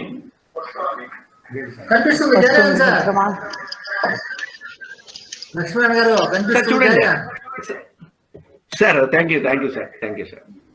మరి భాషాభిరుచి అంటే ఏంటి? ఆ విద్యార్థులకు భాషా సాహిత్యాల యందు సార్ డిస్టర్బెన్స్ వస్తుంది సార్. ఎవరో మాట్లాడుతున్నారు సార్, ప్లీజ్. రైట్. భాషాభిరుచి అంటే ఏంటి? భాష పట్ల అభిరుచిని వ్యక్తం చేయడం. మాతృభాష ఎప్పుడైతే పిల్లలు చక్కగా నేర్చుకుంటారో, ఈ వాగ్రూప నైపుణ్యాలు, లిఖిత రూప నైపుణ్యాలు, పఠన నైపుణ్యాలు, ఈ మూడు నేర్చుకుంటారో తమ యొక్క భాషను అభివృద్ధి చేయడం కోసం, విస్తారంగా చదవడం కోసం ప్రయత్నాలు మొదలు పెడతారు. అరే భాష ఇంత బాగుంది కదా, అందుకే పెద్ద ఆయన చెప్పాడు మనకు, వేమన్ శ్రీకృష్ణదేవరాయలు చెప్పాడు, దేశ భాషలందు తెలుగు లెస్స అని. మరి ఆ భాషలు ఎలా నేర్చుకోవాలి? ఆ భాష యొక్క ఇంకా ఏదైనా ఉందా అవకాశమో అని చెప్పి ఆ విద్యార్థులు భాష యొక్క ఇంకా తాళపత్ర గ్రంథాల్లో ఏమైనా తెలుగు భాష దొరుకుతుందా ఇలా అని చెప్పి ఆ విద్యార్థి మన అనేక రకమైన అలా తెలుగు పుస్తకాలు చదవడానికి అవకాశం ఏర్పడుతుంది. కాబట్టి విస్తారంగా పుస్తకాలు చదువుతారు. భాషా కార్యక్రమాలు ఎక్కడైతే సాహిత్యం జరుగుతూ ఉంటుందో అక్కడ ఒక్కొక్క కార్యక్రమాలు జరుగుతుంటాయి, తెలుగు కార్యక్రమాలు. ఆ తెలుగు కార్యక్రమాలు ఎక్కువగా పాల్గొనడానికి అవకాశం ఏర్పడుతుంది. ఇలా ఉత్తమ పద్యాలను ధారణ చేసి పఠిస్తారు. వక్తృత్వ పోటీల్లో, రచనలో పాల్గొంటారు. ఇలా భాషాభిరుచి పట్ల తమ యొక్క ఆనందాన్ని, తమ యొక్క ఇష్టాన్ని పెంపొందించుకోవడానికి అవకాశం ఏర్పడుతుంది. ఈ చిన్న క్లిప్పింగ్ లో ఏం తెలుపుతుందంటే, ఒక చిన్న పదాన్ని, ఒక పదాన్ని అనేక విధాలుగా ఎలా ఉపయోగించవచ్చు అని చెప్పి ఆ క్లిప్పింగ్ లో ఉంది. మరి ఆ క్లిప్పింగ్ ఏం తెలుపుతుందంటే, అయ్యో అనే పదాన్ని వేరు వేరు సందర్భాల్లో, అయ్యో అంటే ఏంటి, అయ్యో అంటే ఏంటి, అయ్యో అంటే ఏంటి, అలా రకరకాలుగా ఒకే పదాన్ని వేరు వేరు సందర్భాల్లో వేరువేరుగా పలికితే స్ట్రెస్ అండ్ ఇంటరాక్షన్ అని అంటాం. మరి ఆ పదాలను ఒత్తి పలకడం ద్వారా ఆ విద్యార్థి అనేక భావాలను వ్యక్తపరచవచ్చు. ఆ వ్యక్తపరచడం ద్వారా ఆ ఒకే పదాన్ని వివిధ సందర్భాల్లో మనకు ఆ విద్యార్థి వ్యక్తపరచడానికి, తెలియజేయడానికి, నేర్చుకోవడానికి అవకాశం ఏర్పడుతుంది. దీన్ని రసానుభూతి అంటాం. మరి ఇందులో విద్యార్థి సాహిత్య ప్రశంస, ఆనందానుభూతి, సాహిత్య జ్ఞానం పెంపొందించే లక్షణం ఇది.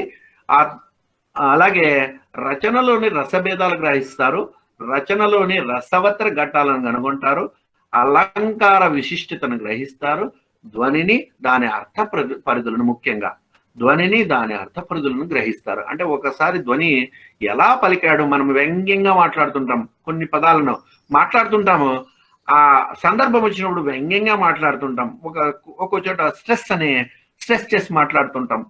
దాన్ని ఆ అర్థాలను కనుక్కునే శక్తి విద్యార్థులకు ఉండే విధంగా మనం ఉపాధ్యాయులు నేర్పించాల్సిన అవకాశం ఏర్పడుతుంది. ఓకే. మరి సంస్కృతి సంప్రదాయాలు ఇవి కూడా అలాంటిదే. తమ దేశం, తమ జాతి, తమ భాష, సంస్కృతులను, సంప్రదాయాలను తెలుసుకోవడం, వాటిని పరీక్షించుకోవడం వ్యక్తుల యొక్క బాధ్యత. ఎప్పుడైతే వారి యొక్క మాతృభాష వస్తుందో చుట్టూ పరిసరాల్లో ఏం జరుగుతుంది, ఎలాంటి కార్యక్రమాలు జరుగుతున్నాయి అని చెప్పి ఆ విద్యార్థి సంస్కృతిని, తన యొక్క సంస్కృతిని తెలుసుకుంటాడు. సంస్కృతి భాష వల్ల అభివృద్ధి అవుతుంది. ఆ భాష ద్వారా విద్యార్థి రకరకాలైన అంశాలను తెలుసుకోవడం ద్వారా సమాజంలోని అనేక అంశాలను, ఆ సంస్కృతి సంప్రదాయాలను గౌరవించే అవకాశం ఏర్పడుతుంది. మరి దీని గురించి స్పష్టీకరణలు ఏమంటే, రచనలోని ఆచార వ్యవహారాలను తెలుసుకుంటారు, పురాణ ఇతిహాసాల్లోని విశేషాలను గ్రహిస్తారు, సంస్కృతిని విశదీకరిస్తారు. ఇలా అనేక అంశాలను వారు తెలుసుకోవడానికి అవకాశం ఉంటుంది. రైట్ సార్, ఇంకొక క్లిప్పింగ్ తో ముందుకెళ్దాం సార్. చిన్న వీడియో. సంఘ అంటే ఆ రకరకాల భాష వేరే అర్థాలను ఉపయోగించి మనం కొత్తగా తయారు చేయడాన్ని ప్యారడీ సాంగ్ గా మనం అనుకుంటాము. ఆ ప్యారడీ సాంగ్ లో పొరిగింటి విషయాలనే అంశాన్ని ఆమె చక్కగా వాడుతుంది. అంటే వేరే అంశాలను వేరే పాఠంలోని ఒక అర్థాలు ఇచ్చినప్పుడు లేదా పదాలు ఇచ్చినప్పుడు ఆ పదాలకు తగ్గట్టుగా ఒక ప్యారడీ సాంగ్ ను తయారు చేయడం అనేది సృజనాత్మకత. అంటే చిన్న క్లిప్పింగ్ మాత్రమే, దాన్ని మీకు అర్థం కావాలని చెప్పాను. సృజనాత్మక శక్తి అంటేనే ముఖ్యమని చెప్పుకున్నాం. విద్యార్థులు తాము సంపాదించిన జ్ఞానాన్ని, దానిని అర్థం చేసుకున్న తీరును లిఖిత రూపంలో ప్రదర్శిస్తారు. అలాగే భావ వ్యక్తీకరణలో కూడా విశేషమైన ప్రతిభను కనబరిస్తే ఆ వ్యక్తీకరణ సృజనాత్మక రచన అని అంటారు. ఇప్పుడు ఈమె చేసిన పని ఏమంటే సృజనాత్మకంగా ఒక పద్యాన్ని, ఒక పాటను ప్యారడీ సాంగ్ గా తను క్రియేట్ చేసి చక్కగా వివరిస్తోంది. ఇలా స్వతంత్ర రచనలు చేస్తారు, తమ రచనలో ప్రత్యేకతను కనబరుస్తారు, సాహిత్యంలో ఒక ప్రక్రియను మరో ప్రక్రియలోకి పరివర్తనం చేస్తారు. రచనల్లో నుడికార సంపులు ప్రదర్శిస్తూ జాతీయాలు, లోకోక్తులు ఇలా వాడుతూ ఉంటారు. వీరి సృజనాత్మక శక్తి యొక్క ఆమె ఒక భాష నేర్చుకోవడం కోసం తన వంతు ప్రయత్నం చేస్తుంది. తమిళం అనే భాష. ఆ తెలుగు వచ్చు, కానీ తమిళంలో సినిమాలు చేయాలనే ఉద్దేశంతో ఆమె ఆ భాషను ఒక హాస్పిటల్లో సన్నివేశం క్రియేట్ చేయబడింది. ఆమె తన యొక్క మొట్టమొదట ఆమెకి ఏమీ అర్థం కాలేదు. మరి తర్వాత ఏమైంది, తన యొక్క భావాలను అర్థం చేసుకోవాలని చెప్పి, మనసుతో అర్థం చేసుకోవాలి అని చెప్పి ఆ హీరో చెప్తాడనమాట. వారి యొక్క భావాన్ని అర్థం చేసుకోవాలంటే మనసుతో మాత్రమే ఫీల్ కావాలి. ఆ మనసు ఎప్పుడు కానీ చక్కగా ఉండాలి, మంచి వైఖరి ఉండాలి ఆ భాష పట్ల అనేది తెలుపుతుంది. సముచిత మనోవైఖరులు విద్యార్థులు భాషాభ్యసనం ద్వారా సాధించిన అన్ని విషయాల ఎడ కనబరిచే ప్రవర్తనలే మనోవైఖరులు. మరి ఈ స్పష్టీకరణలు ఏం తెలుపుతాయి అంటే ఇతర సాహిత్య కృషిని ప్రోత్సహిస్తారు. అంటే ఇతర భాషల యందు సమాన ఆధారాన్ని కనబరుస్తారు. అంటే తమిళ భాష నేర్చుకుని తెలుగు వచ్చి ఆమెకి ఇతర భాషలు నేర్చుకోవాలి. మరి కాబట్టి సమాన ఆధారాన్ని కనిపిస్తేనే ఆమె ముందుకు వెళ్ళడానికి అవకాశం ఏర్పరుస్తుంది. సహృదయంతో విమర్శలు స్వీకరిస్తారు, సాహిత్యవేత్తలను గౌరవిస్తారు. అంటే ఈ విధంగా స్పష్టీకరణలు ఉన్నాయి. ఏవైనా తప్పులున్నా వారు ఆ భాష పట్ల వాళ్ళు చెప్పిన ఏదైనా అంశాల పట్ల తప్పులు ఉంటే క్షమించమని అడగడానికి లేదా ఇస్తారు. ఏ విధంగానూ కోపం పడుకోకుండా. దీన్నే సముచిత మనోవైఖరులు అని అంటాం. మరి ఇంకొక వీడియో క్లిప్పింగ్ సామర్థ్యం అని అంటాం సార్ దీన్ని. అంటే ఒక భాషలో ఉన్న అంశాలను ఇంకో భాషలోకి తర్జుమా చేసుకోవడం, సరిగా చేసుకోవడం అన్నమాట. ఒక భాషలోని భావాన్ని మరో భాషలో చెప్పడం, దీన్నే తర్జుమా అని అంటారు, అనువాదం అని కూడా అంటారు. ఇక్కడ హీరో కలజ సినిమాలో ఒక భాషలోని పదాలను మరొక భాషలో అర్థం చేసి చెప్తూ ఉండడమే ఇంకొకటి. చిన్న సన్నివేశం అర్థం చేసుకోవడం కోసం అంతేను. మరి ఉభయ భాషల్లోని వాక్య నిర్మాణాన్ని, రీతుల్ని గ్రహిస్తారు. ఉభయ భాషల్లోని పదాలకు సమానార్థక పదాలను ఎంపిక చేసుకుంటారు. భావానికి అనుగుణంగా ఒక భాషలోని రచన మరొక భాషలోనికి అనువదిస్తారు. ఇలా భాషాంతరీకరణ సామర్థ్యం ఎప్పుడైతే వస్తుందో రకరకాల భాషలు నేర్చుకోవడానికి అవకాశం ఏర్పడుతుంది. ఎప్పుడైతే మాతృభాష చక్కగా నేర్చుకుంటారో ఇతర భాషలను చక్కగా నేర్చుకుంటాడు. ఉదాహరణకు మన పూర్వపు ప్రధానమంత్రి తెలుగు భాష నేర్చుకున్నారు, తెలుగు భాషలో మాట్లాడతారు. ప్రధానమంత్రి గారు పివి నరసింహారావు గారు, ఆయన అనేక భాషల్లో దిట్ట.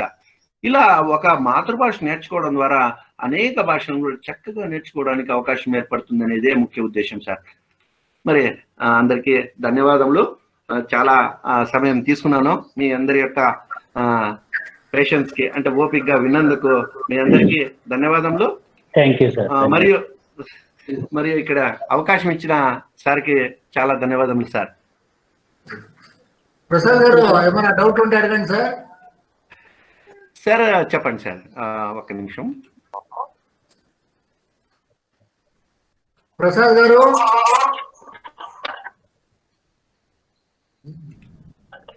చెప్పండి సార్. ప్రసాద్ గారు సార్ ప్రయత్నం చేశాను, చిన్న ప్రయత్నము. హలో లక్ష్మీనారాయణ సార్ గారు. సార్ చెప్పండి సార్. సార్ మంచి చాలా బాగా చెప్పారు సార్. మా యొక్క నారాయణ రెడ్డి గారికి ప్రత్యేకంగా, మా తెలుగు టీచర్ ప్రత్యేక అభినందనలు సార్. లెక్చరర్ కూడా చాలా అద్భుతంగా ఉన్నారు సార్ నిజంగా. ఎందుకంటే అది పూర్వజనులకు ఏది పుణ్యం చేసుకున్నాం కావచ్చు. ఈ విధంగా నారాయణ రెడ్డి గారు మిమ్మల్ని తీసుకురావడము, సార్ ఇంతకుముందు కూడా చాలా మంది దర్శకులు కూడా చాలా బాగా చెప్పారు సార్. మీరు కూడా సార్ మంచి లక్ష్యాల గురించి, బోధనల గురించి, మాతృభాష యొక్క గొప్పతనం గురించి, పిల్లల్లో మాతృభాష అనేటువంటి ఎలా వస్తున్న విషయాల గురించి చాలా చక్కగా చెప్పారు సార్. మా అందరి తరఫున మీకు ప్రత్యేకమైన ధన్యవాదాలు సార్. సార్ మీకు ధన్యవాదాలు సార్. ఒక చిన్న ప్రయత్నం మాత్రం చేశాను సార్, అంతేను. సమయాభావం వల్ల మీకు ఇంకా వివరంగా చెప్పలేకపోయినాను. మీరంతా అనుభవజ్ఞులే. చిన్ని అంశాలను బాగా అర్థం చేసుకున్నట్టు ఏదైనా అనుమానం ఉంటే దయచేసి చెప్పండి, నా ప్రయత్నం చేస్తాను సార్. ప్రసాద్ గారు, జేపీ ప్రసాద్ గారు సార్ అడగండి సార్.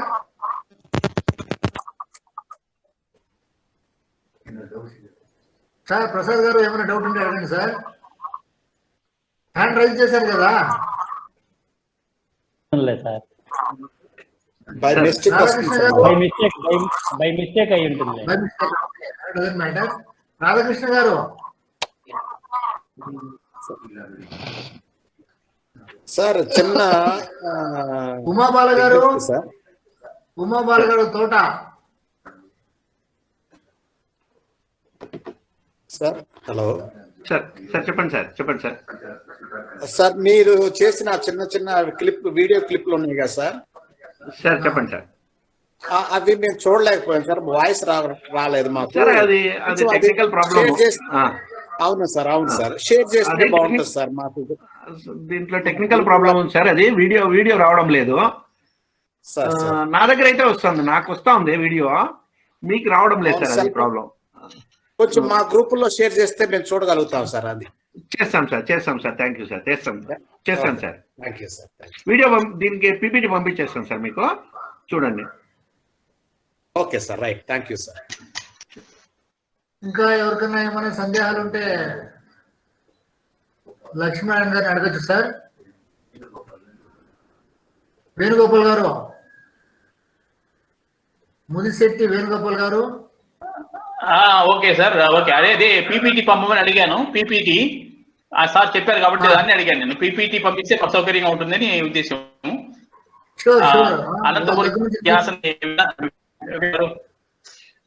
యాస నిర్మించినందుకు లక్ష్మీనారాయణ గారికి సార్ ధన్యవాదాలు సార్. మాకు ఇప్పుడు అవకాశం వచ్చింది మీలాంటి పెద్ద వ్యక్తులతో అందరితో కలవడానికి, నా యొక్క అనుభవాలను షేర్ చేసుకోవడానికి అవకాశం కల్పించినారు సర్వీస్ వాళ్ళు సార్, సిఐఎల్ వారు.